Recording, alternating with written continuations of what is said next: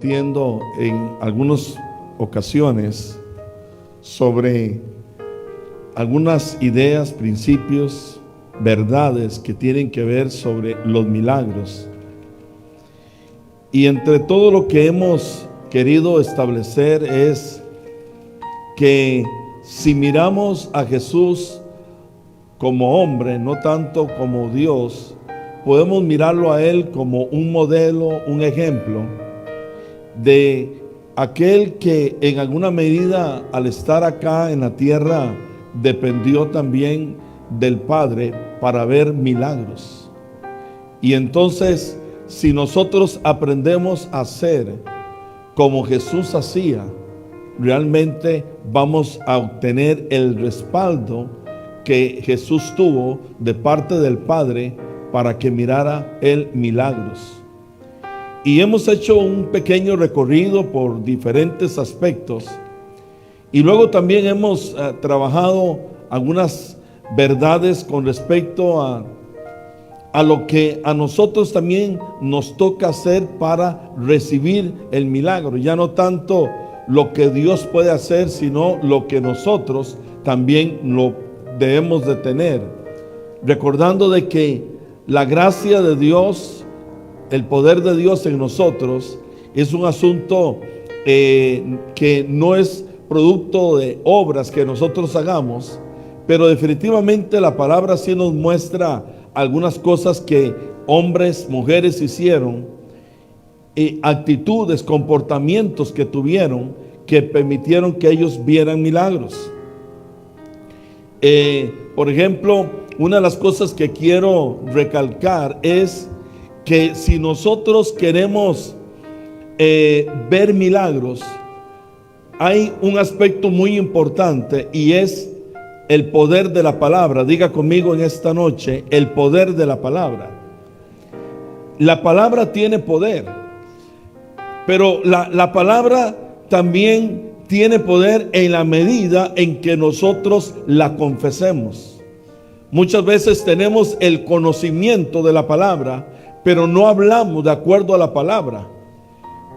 Recuerdo lo que dice el libro de Romanos en el capítulo 10, cuando dice que con el corazón se cree, pero con la boca se confiesa para salvación. La confesión, bíblicamente hablando, es un concepto que es hablar la palabra. Mucha gente solamente la tiene aquí en la mente, pero cuando usted habla la palabra, esa palabra es poderosa. Inclusive el libro de Isaías dice que la palabra que sale de la boca de Dios va a ser según Dios la envía. Está diciendo con esto de que la palabra que sale de Dios va hacia el cumplimiento de un propósito. Es decir, lo que Dios dice que va a suceder, sucede. Lo que Dios habla que va a suceder, en verdad, aquello sucede. Entonces, es muy importante que usted comprenda y yo comprenda de que definitivamente hay milagros que se van activados producto de la palabra que usted confiese. Y esa palabra tiene que ser una palabra positiva, una palabra que esté en concordancia con lo que es la palabra de Dios. Porque en algún momento si hablamos cosas contrarias a la palabra de Dios, más bien es aquello lo que nos va a suceder. En el libro de Mateo, capítulo 8, el Señor se encuentra con un centurión. Y el Señor le dice a este hombre que dice que tiene un criado que está enfermo. El Señor le dice en el verso 7, y Jesús le dijo: yo iré y le sanaré. Entonces el Señor, ¿qué hizo allí? Habló la palabra. Dijo: yo voy a ir y le voy a sanar. Y dice en el 8, respondiendo el centurión y dijo: Señor, no soy digno de que entres en mi bajo techo. Solamente diga, di la palabra y mi criado sanará. Vea qué interesante. Le dice: solamente di la palabra, solamente confiesa la palabra, solamente articula la palabra y mi criado sanará. Cuando el Señor escucha esto, le dice: yo no he hallado tanta fe en Israel. Porque era un hombre que no había sido formado en lo que es todo el conocimiento de la Torá. Era un centurión romano. No era uno como aquellos judíos que sábado a sábado iban ahí a la sinagoga o al templo, sino que era un hombre que algo sabía de la palabra, pero no era alguien, un doctor, un conocedor profundo, pero él entendía lo que es el principio de la confesión de la palabra. Y él dijo: di la palabra y mi criado sanará. Cuando el Señor habla, dice: no he hallado tanta fe, porque la confesión de la palabra tiene que ver con otro, diría, ingrediente importante a la hora de que nosotros recibamos milagros de Dios, y es la fe. La fe es creer en la palabra, creer en lo que Dios ha dicho, aunque usted no lo haya recibido, aunque usted no lo vea con sus ojos. Hablemos de que el criado de él estaba a varios kilómetros donde estaba este hombre, pero él le dijo al Señor: di la palabra. Y luego dice en el verso 9: porque también yo soy hombre bajo autoridad y tengo bajo mi autoridad soldados, y digo a este: ve y va, y al otro: ven y viene, y a mi siervo: haz esto, y lo hace. Otro aspecto que aquí se menciona es que cuando uno está esperando un milagro del Señor, el principio de autoridad es muy importante, porque este hombre reconocía la autoridad que tenía Jesús. Cuando nosotros estamos bajo una circunstancia complicada y que necesitamos una intervención de Dios, porque recuérdese que un milagro es una intervención de Dios en lo natural, en nuestra vida cotidiana, nosotros debemos de tener muy claro de que el Señor tiene autoridad sobre todo lo creado. Porque inclusive Él dice que Él fue el que creó todas las cosas. Dice: y por mi voluntad existe, dice la Escritura.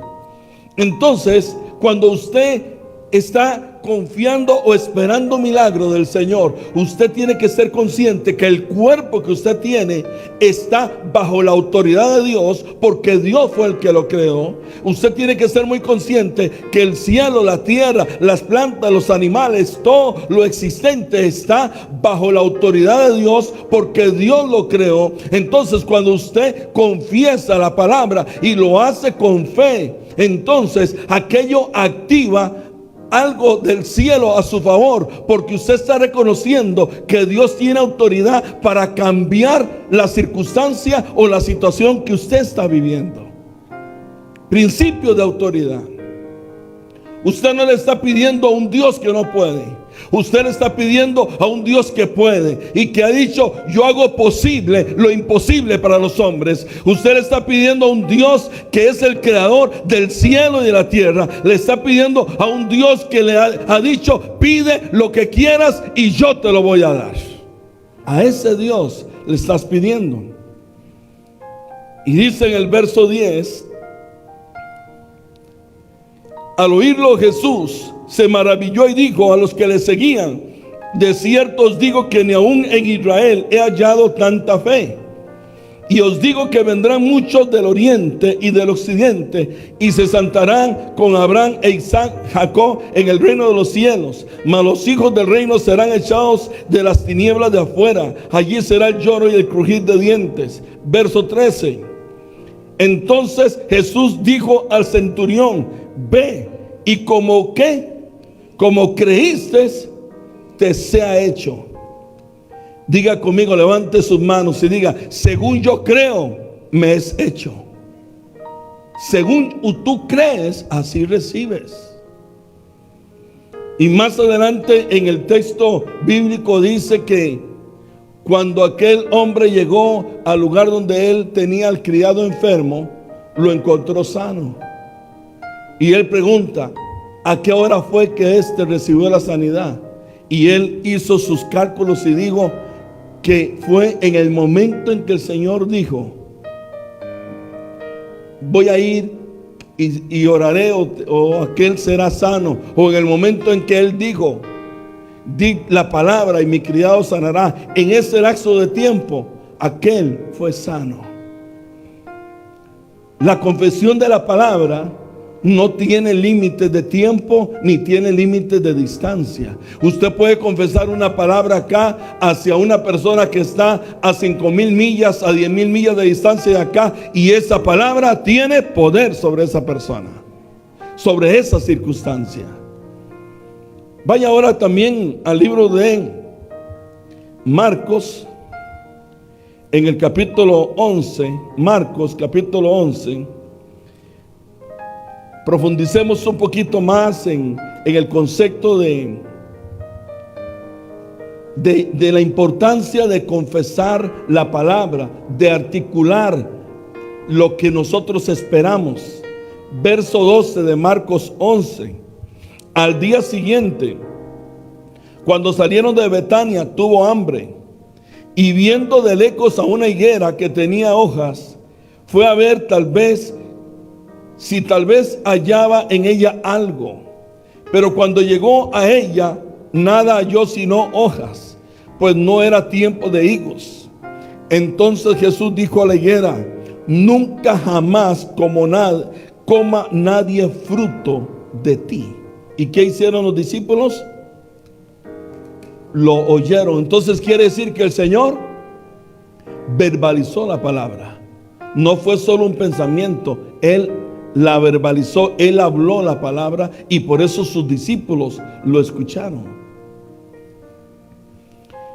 Vaya ahora al verso 20 del libro de Marcos, capítulo 10. Y pasando, dice, por la mañana, vieron que la higuera se había ¿qué? Secado desde la raíz. Capítulo 11, verso 21 de Marcos. Entonces Pedro, acordándose, le dijo: Maestro, mira, la higuera que maldijiste se ha secado. ¿Por qué se secó? Porque el Señor verbalizó una palabra sobre ella. Y entonces, cuando la palabra se verbaliza, las cosas suceden. Tenemos que tomar eso. Haga así: yo agarro eso y me lo guardo. Cuando yo que no es solamente creer en Dios. Cuando dice tener fe en Dios, es creer lo que Dios dice. No es solamente creer en Dios, sino creer lo que Dios dice. Cuando usted cree en Dios, entonces cree lo que Él dice. Y si usted cree lo que Él dice, lo que usted declara, según lo que usted cree que el Señor sabe que puede hacer, entonces usted recibe.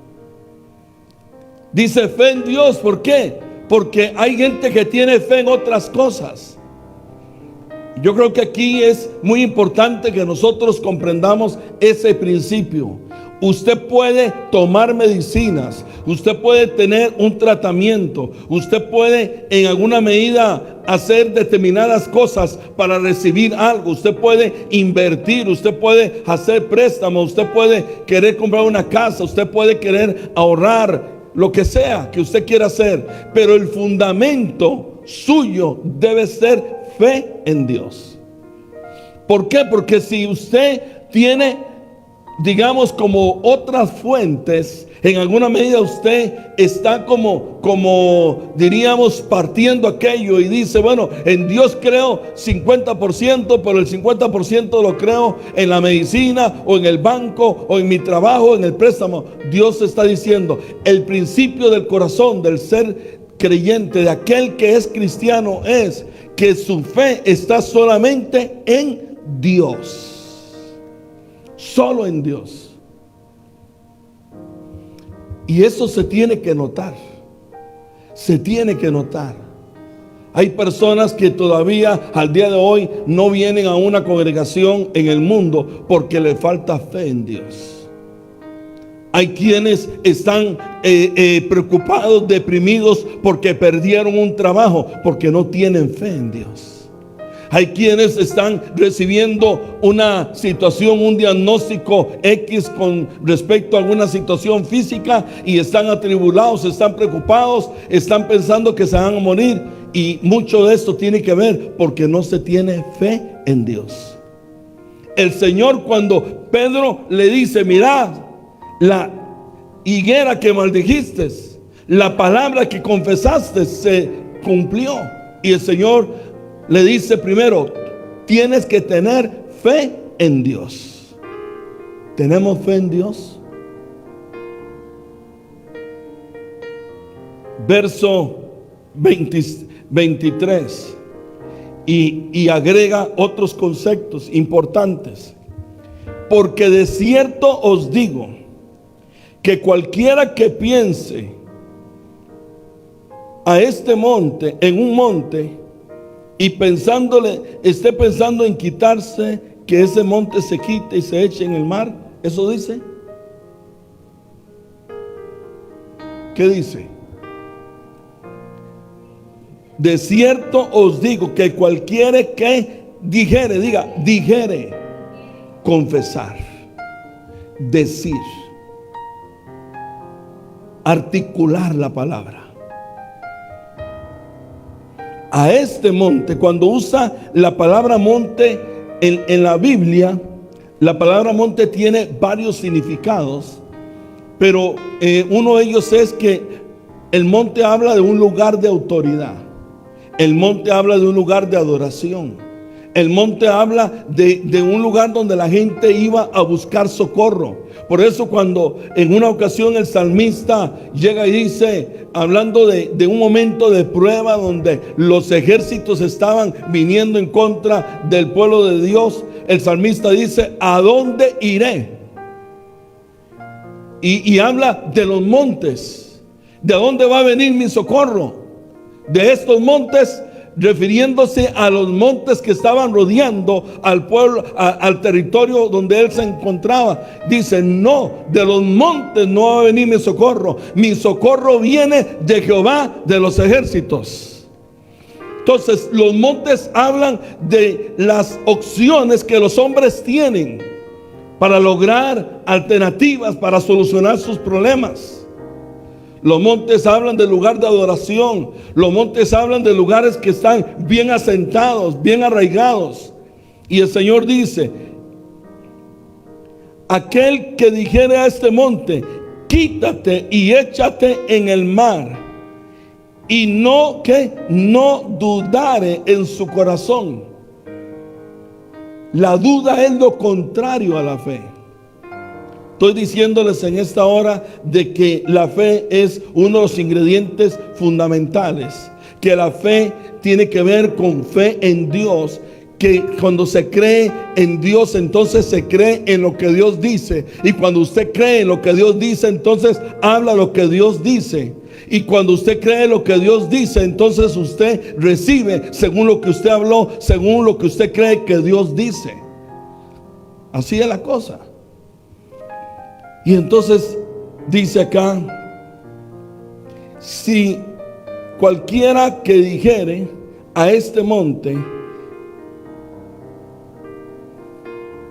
quítate y échate en el mar, y no dudare en su corazón. ¿De dónde vienen las dudas entonces? Del corazón. Porque dice: si no dudare en el corazón. Por eso la Escritura enseña de que Dios mira el corazón. Porque si Él mira que en tu corazón no hay duda, tú recibes. Pero si Él mira que en el corazón hay duda, Dios dice: bueno, lo que estás confesando, aunque lo confieses, no viene de corazón, porque en el corazón yo miro duda. Santiago dice: pero pida que con fe, no dudando, porque el que duda no recibe. ¿Qué es lo que dice Hebreos en el capítulo 11? Dice: porque el que se acerca a Dios tiene que creer que le va a encontrar, que le va a hallar, y que Dios le va a galardonar, le va a premiar, le va a recompensar la fe que tiene, respondiéndole la petición que está haciendo. Y decir, la respuesta de Dios dentro de la perspectiva de Hebreos es un galardón, es un premio a la fe, a que usted cree en Dios.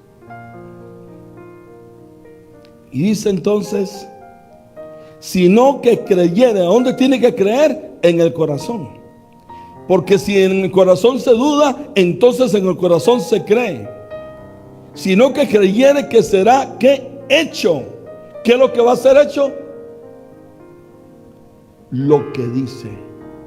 Diga conmigo, lo que va a ser hecho es lo que yo digo. Eso lo dice ahí o no. Eso dice. Lo que será hecho es lo que yo digo. Si usted dice, Dios me va a sanar, ¿qué cree usted que va a pasar? Dios te va a sanar. Si usted dice, Dios me va a proveer, ¿qué cree usted que va a suceder? Levante sus manos y diga, Dios me va a sanar, Dios me va a proveer, Dios me va a cubrir, Dios va a hacer milagros. Lo que usted confiesa, lo recibe. Eso es lo que dice acá, hermano. No le estoy hablando mis ideas, aquí está en la palabra.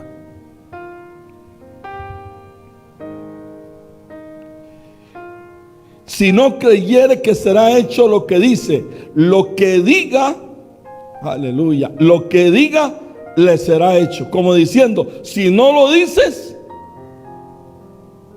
no recibes. Por tanto, dice el Señor, os digo que todo lo que pidiereis orando.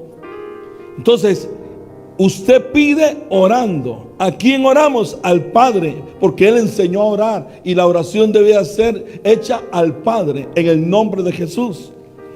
Usted puede orar pidiendo. Creed que lo recibiréis y os vendrá.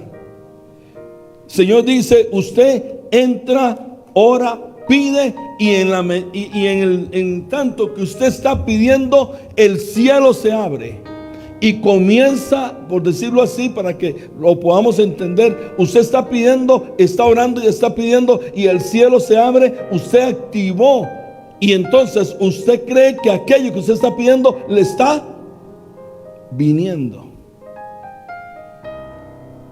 Dice, creed que lo recibiréis y os vendrá.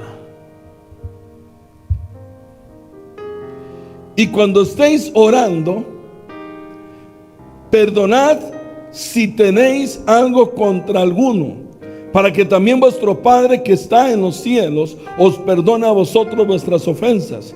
Porque si vosotros no perdonáis tampoco, vuestro Padre que está en los cielos os perdonará vuestras ofensas. Me pregunto, ¿por qué el Señor une el perdón a lo que está diciendo anteriormente? Pareciera que no tiene nada que ver. Él les está diciendo, Pedro viene y le dice, mira, la higuera que maldijiste se secó. Y el Señor le dice, tienes que tener fe en Dios. Posteriormente le dice, si dijeres a este monte, échate en el mar, si no dudares en tu corazón y lo dijeres y creyeres en tu corazón, que te será hecho lo que digas, te será hecho. Luego le dice que lo que pida, crea que le va a venir. Pero luego le dice, pero Pedro, ten presente de que también en toda esta ecuación es importante que tu corazón esté libre y que en tu corazón tú hayas perdonado a los que te han hecho daño. Es importante. Porque en varias ocasiones nos lo hace mencionar.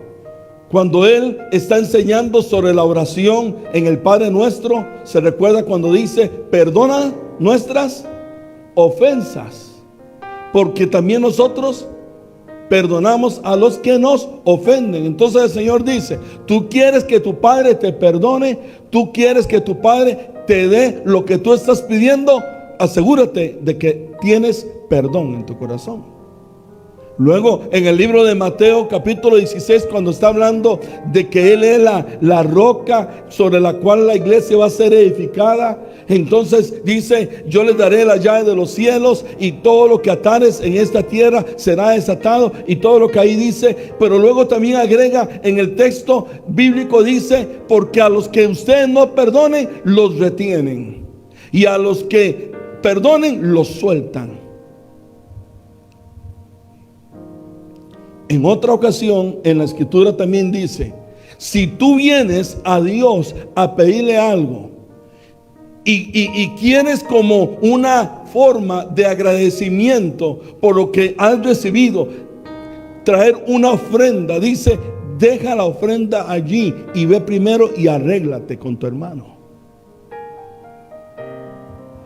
Textos bíblicos que nos hacen una evidencia tangible de que el perdón es importante a la hora de que usted le pida algo a Dios. Usted tiene que asegurarse de que su corazón esté limpio, de que en su corazón no haya resentimientos o amargura o odio. Si usted en algún momento dice: es que a esta persona yo no la puedo ver, es que esta persona me hirió, es que esta persona... cosas de ese tipo pueden estorbar tu oración. Otro texto bíblico que yo pienso que usted se lo sabe, dice: cuídense de que de ustedes no le brote una raíz de amargura, porque si ustedes permiten que la amargura les venga, dice, eso les puede estorbar sus oraciones. Por eso yo creo que aquí el Señor nos está uniendo. El Señor está diciendo: no es solamente creer, no es solamente tener fe en Dios, no es solamente confesar. Es que Dios mira el corazón, y Dios quiere mirar que en tu corazón esté limpio, para que tus oraciones, para lo que me estés pidiendo, no vaya a ser estorbado por nada. Otro aspecto que quiero resaltar en este momento es que yo a veces me he preguntado cómo lograr nosotros que podamos confesar la palabra. ¿Dónde tiene que estar la palabra para que usted la confiese? Se lo pongo así: tiene que estar en el corazón.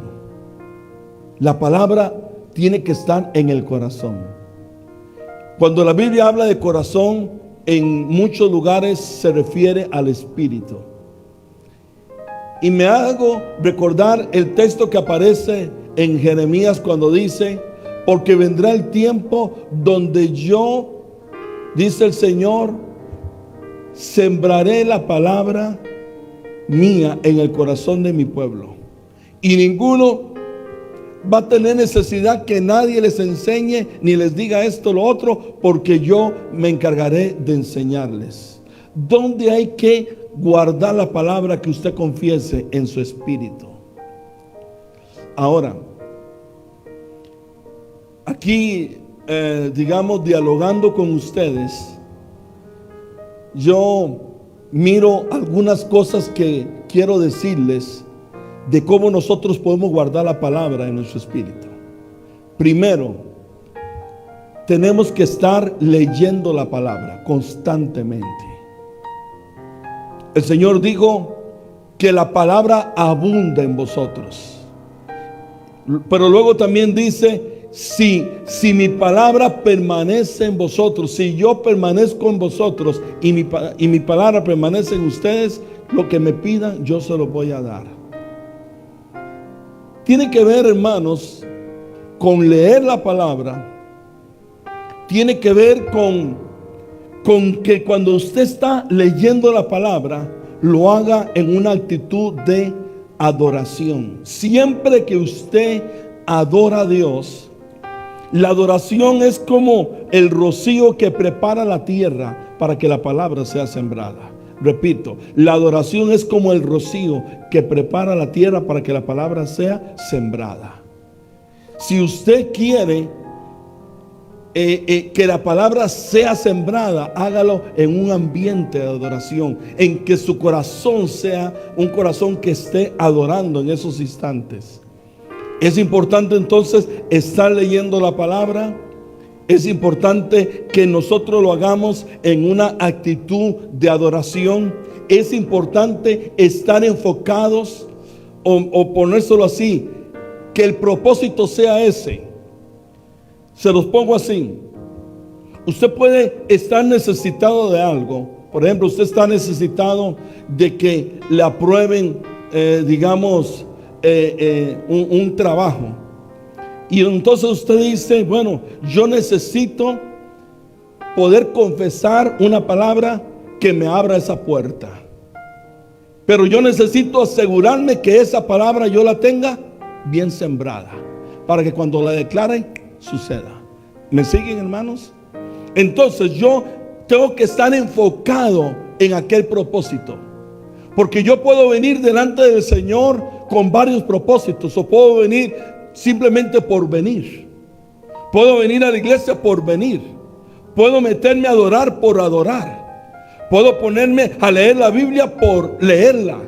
Pero cuando yo entiendo lo que estoy hablando, lo que estamos hoy platicando, y yo tengo una necesidad, tengo algo que necesito que Dios me dé, entonces cuando yo voy a orar, cuando yo voy a leer la Biblia, cuando yo voy a adorar, lo hago enfocado en aquel propósito. ¿Cuál es el propósito? Dios, dame la palabra que yo necesito para que aquella puerta se abra, y que esa palabra que tú me des en la adoración, en la oración que yo estoy haciendo, pueda yo abrir mi espíritu para que tú me la siembres allí. ¿Me siguen? Entonces, cuando usted se asegura que aquella palabra, esa palabra viene a ser como una semilla, diga, una semilla. Es una semilla que aquí se siembra, pero que aquella palabra que en usted se sembró, cuando usted la declara, es una semilla que da fruto. Y el fruto es la realización de aquello que usted declaró. Entonces uno tiene que asegurarse que la palabra usted la haya grabado aquí en su espíritu.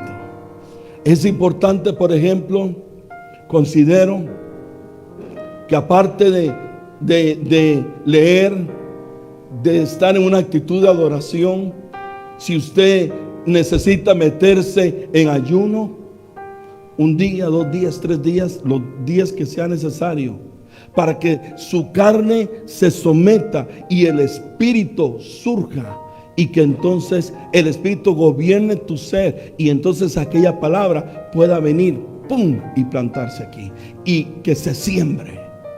Que se siembre, que no hayan afanes, que no haya el sol, que no haya nada que aborte aquella palabra o la seque, como dice la parábola del sembrador. ¿Me están entendiendo, hermanos?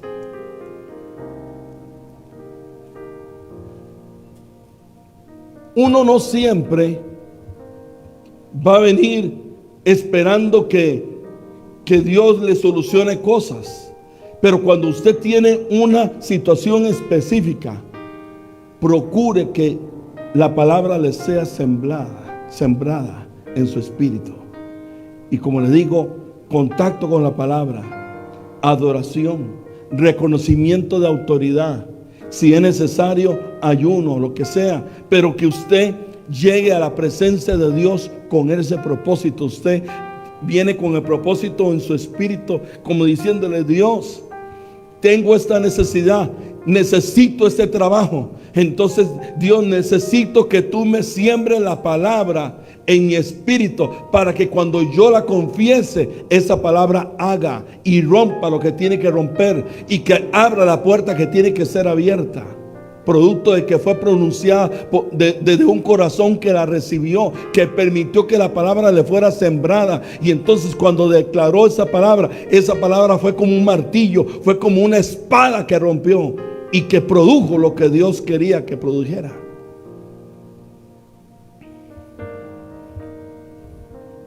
Cuando entonces esa palabra es sembrada en su espíritu, hay otro aspecto que tiene que también, creo yo, ser tomado en cuenta. Es la mente de nosotros, los pensamientos de nosotros. Cuando usted entonces tiene la palabra aquí sembrada en su espíritu, entonces esa palabra tiene que tomar control de sus pensamientos, de sus ideas. ¿Por qué? Porque de lo que usted piensa y todo lo que a veces maquinamos puede estorbar para que esa palabra dé fruto. Entonces usted tiene que alinear la palabra que fue sembrada en su espíritu con los pensamientos. Y entonces usted tiene que decir, no solamente la tengo aquí en mi espíritu, sino que también la tengo en mi mente. Y entonces la palabra que tengo en mi corazón y tengo en mi mente, la confieso y recibo lo que Dios me dijo que yo recibiera. Y termino con este otro concepto. Una de las cosas, creo yo, muy relevantes en la Biblia, que nos muestran a nosotros que aquellos que lo hacen reciben milagros, es la obediencia. Diga conmigo, la obediencia. La obediencia es fundamental. Hay quienes pueden tener la fe, pero no tienen la obediencia. Hay quienes pueden confesar y no tener la obediencia. Y leímos al principio el texto que aparece en el libro de Daniel. Si gusta lo revisamos otra vez. Libro de Daniel que leímos.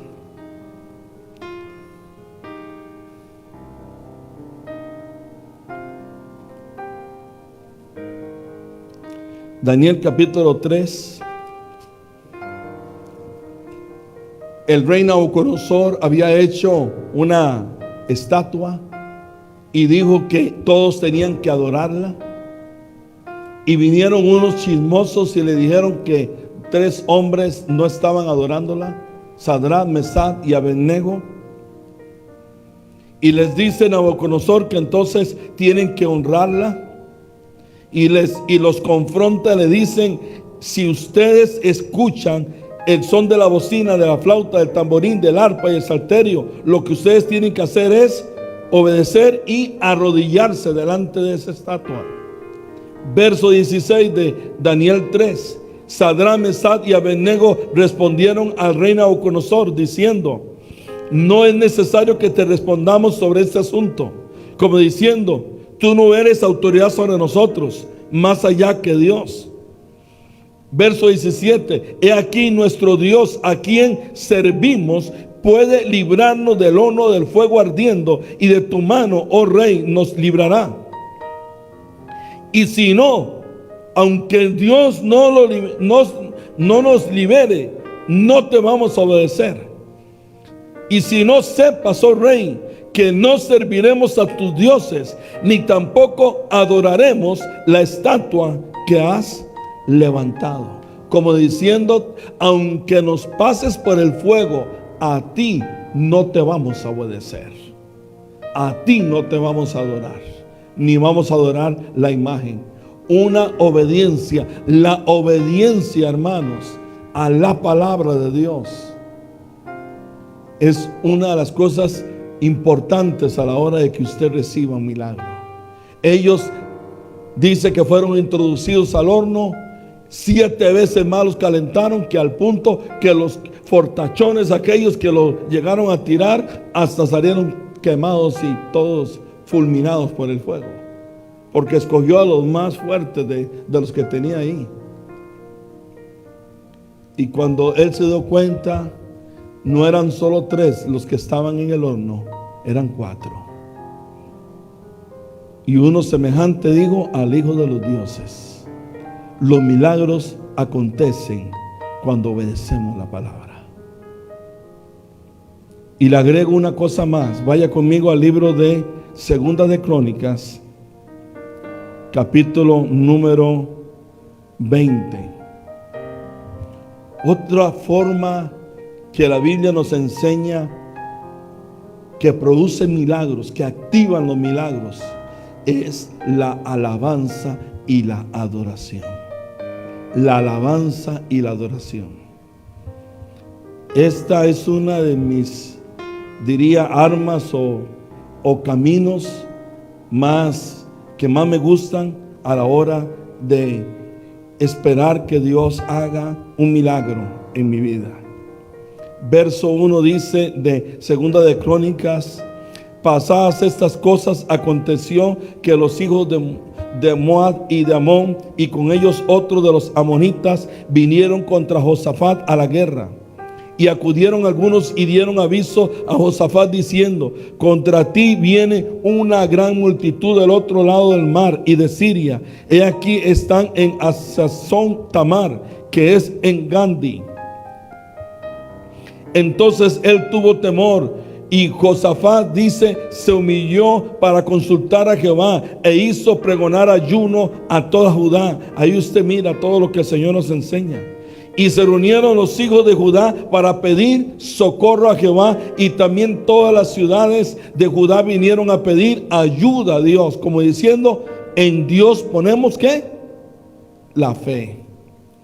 Entonces Josafat se puso en pie a la asamblea de Judá y en Jerusalén, en la casa de Jehová, delante del atrio nuevo, y comenzó a hacer todo una declaración. Y en otro momento hemos hablado de esto, y sería muy rico hacerlo, pero el tiempo va a ir avanzando. Pero en el verso 14 dice: y estaba allí Jaziel, hijo de Zacarías, hijo de Benaía, hijo de Jehiel, hijo de Matanías, levita de los hijos de Asaf, sobre el cual vino el Espíritu de Jehová en medio de la reunión, y dijo: oíd Judá todo, y vosotros moradores de Jerusalén, y tú, rey Josafat, Jehová dice así. Ya él viene confesando la palabra profética: no temáis ni os amedrentéis delante de esta multitud tan grande, porque no es vuestra la guerra, sino de Dios. Mañana descenderéis contra ellos, y aquí ellos subirán por la cuesta de Cis, y los hallaréis junto al arroyo, antes del desierto de Jeruel. No habrá para qué peleéis vosotros en este caso. Paraos, estar quietos, y ve la salvación de Jehová con vosotros, oh Judá y Jerusalén. No temáis ni desmayéis. Salid mañana contra ellos, porque Jehová estará con vosotros. Esa es la palabra que proféticamente vino. Entonces Josafat la recibe ¿a dónde? En su espíritu. Verso 18: entonces Josafat se inclinó rostro a tierra, y asimismo toda Judá y los moradores de Jerusalén se postraron delante del Señor. ¿Y qué hicieron? Adoraron al Señor, a Jehová. La adoración fue el resultado de que escucharon a Dios y guardaron esa palabra en su corazón. Y se levantaron los levitas de los hijos de Coat y los hijos de Coré. ¿Para qué? Para alabar a Jehová, el Dios de Israel, con fuerte y alta voz. Y cuando se levantaron por la mañana, salieron al desierto de Tecoa. Y mientras ellos salían, Josafat, estando en pie, dijo: oídme Judá y moradores de Jerusalén. Dijo Josafat como esto: hemos recibido una palabra, yo la creí en mi espíritu, y ahora les digo a ustedes: creed en Jehová vuestro Dios y estaréis seguros, creed a sus profetas y seréis prosperados. Confesó la palabra. Y habido consejo con el pueblo, puso algunos que cantasen y alabasen a Jehová, vestidos de ornamentos sagrados, mientras salía la gente armada, y que dijesen: glorificar a Jehová, porque su misericordia es para siempre. Y dice: ¿y cuándo? ¿Cuándo fue? Y cuando comenzaron a entonar cantos de alabanza, ni siquiera había aparecido el ejército. Pero cuando ellos comenzaron a cantar, producto de que recibieron la palabra y la creyeron en su espíritu y la alinearon a sus pensamientos y la confesaron y creyeron en fe lo que estaban confesando. Entonces dice, los hijos, dice, Jehová puso contra los hijos de Amón, de Moab y del monte de Seir las emboscadas de ellos mismos que venían contra Judá, y se mataron los unos a los otros. Tremendo. Si los que cantan en un altar como este entendiéramos en nuestro espíritu lo que puede provocar lo que hacemos,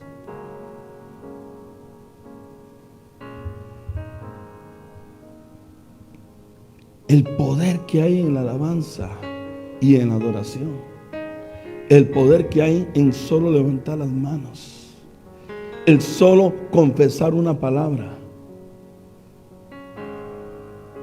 Una de las cosas que tenemos que aprender en medio de todo esto es a que, creyendo lo que Dios puede hacer, no tanto centrar la atención en lo que yo haga o cómo lo hago, sino en lo que Dios puede hacer con lo que estamos haciendo.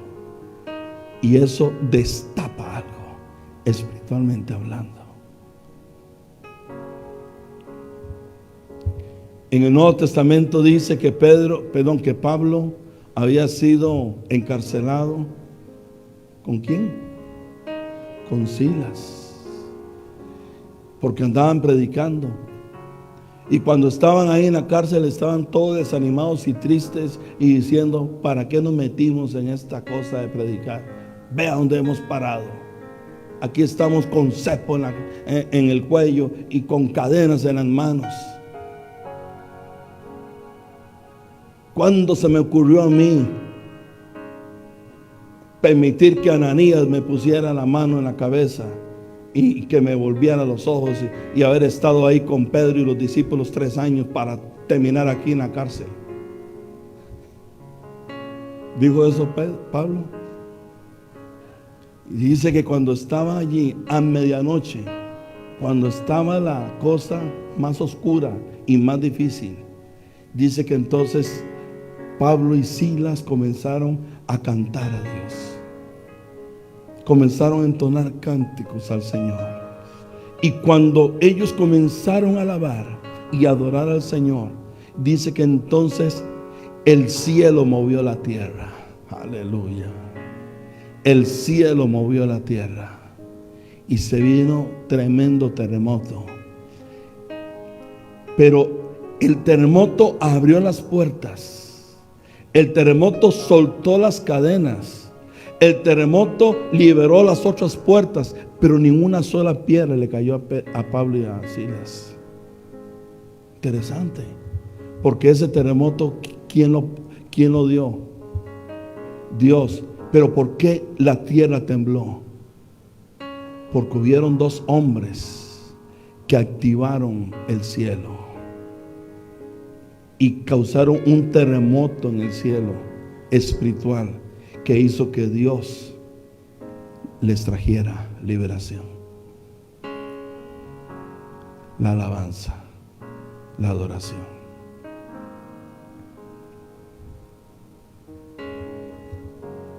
Algo que yo creo que es importante para que nosotros activemos los milagros del Señor. El alabar y adorar a Dios. Hay otras cosas que podríamos decir tal vez en otro momento. Estas son llaves que usted y yo tenemos. Yo le digo esto: si usted no recibe milagros, es porque no quiere. Si usted no ve milagros en su vida, en su cuerpo, en su familia o en su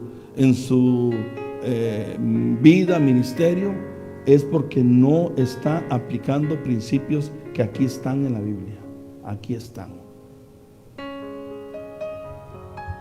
Por eso cuando a veces uno mira gente en el Señor que está afanada y todo, que está preocupada, con temores, con miedos, que está preocupada por el trabajo, el dinero, tantas cosas. Y uno dice, humanamente es entendible, pero espiritualmente y bíblicamente no, porque hay principios suficientes en la Biblia para que uno camine en otra dimensión.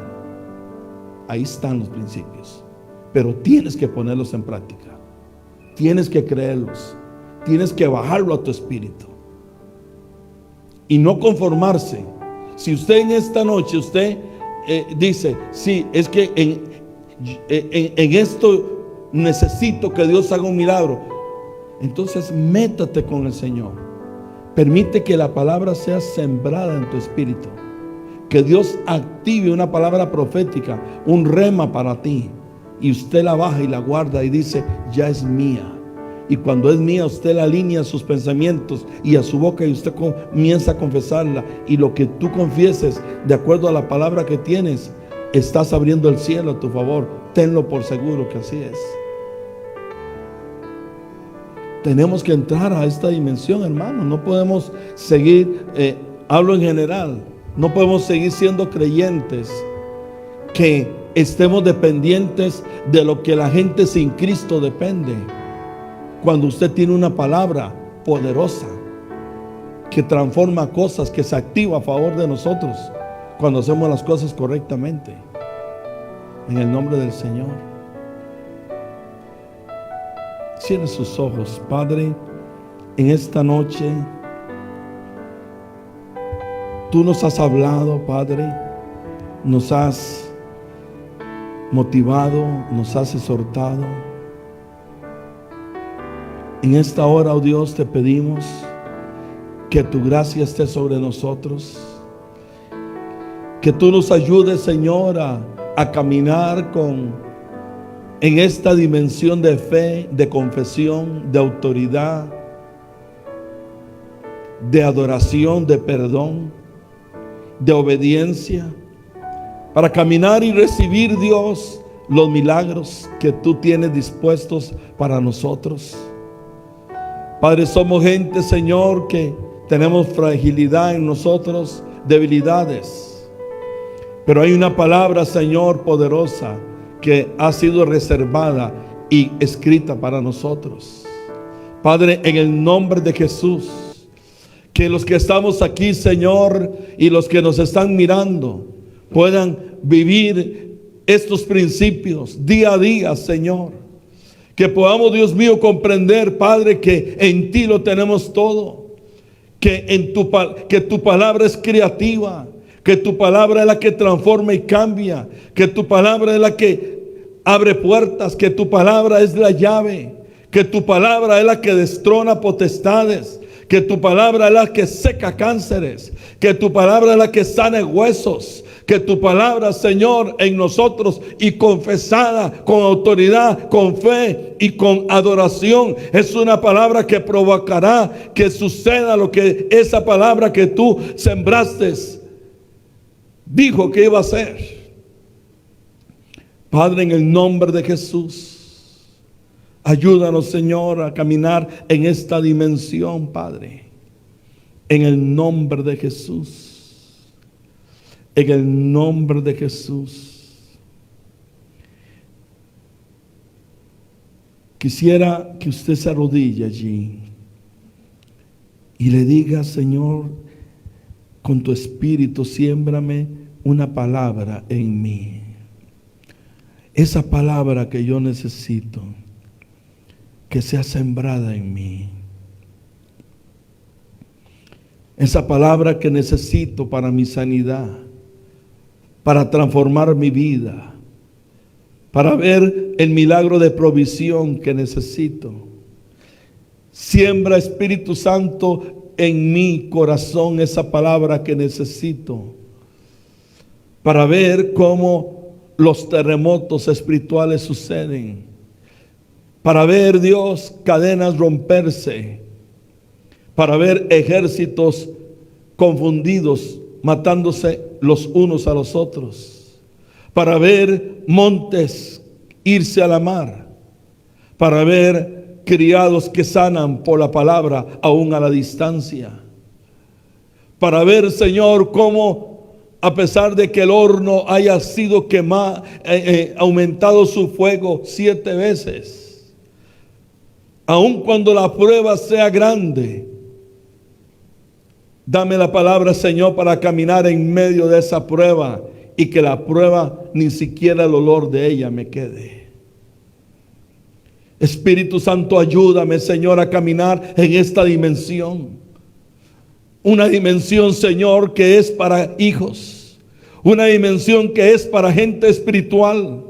Para gente que entiende que el cristianismo no es solamente venir a una iglesia o leer la Biblia. Cristianismo tiene que ver con fe. Tiene que ver con recibir, con relación, con adoración, con alabanza, con milagros, con sanidades, con el poder de Dios manifestándose en la vida de todos nosotros todos los días. Danos a entender, Señor, que si nosotros caminamos cada día dependiente de los milagros tuyos que han sido realizados producto de tu gracia y porque hemos creído y hemos confesado, los días nuestros serían días de mayor gloria, de mayor espiritualidad y presencia, y menos de las cosas de esta tierra. Padre, en el nombre de Jesús oro por los que estamos acá, por los que nos están escuchando, Señor. Que los milagros que necesitamos que sucedan. Activa, Señor, tus milagros en medio de tu pueblo. Que en tu pueblo no haya duda, Señor, ni incredulidad, sino que en tu pueblo haya obediencia, fe, convicción, apertura, Señor, para perdonar, para alabarte, para adorarte, Señor, para no dar lugar, Señor, a la duda, a la queja, a que no nos quejemos por la condición que podamos tener, como Pablo y Silas no se quejaron, ni Sadrach y Mesán-Nego tampoco se quejaron. Y al ver tú la fe en sus corazones, esa fe, esa convicción, esa obediencia, esa alabanza, activó el cielo, activó llaves para que milagros fuesen hechos. Y ellos vieron la protección, y vieron cómo ejércitos se confundieron, y vieron cómo un fuego, aunque estaba ardiendo 7 veces más, no los quemó. Ayúdanos, Dios. Ayúdanos a caminar en esta dimensión. En el nombre de Jesús. En el nombre de Jesús. Amén. Amén. Si te gustó este mensaje, dale like y suscríbete. Somos Ministerios Poder de Dios a las Naciones.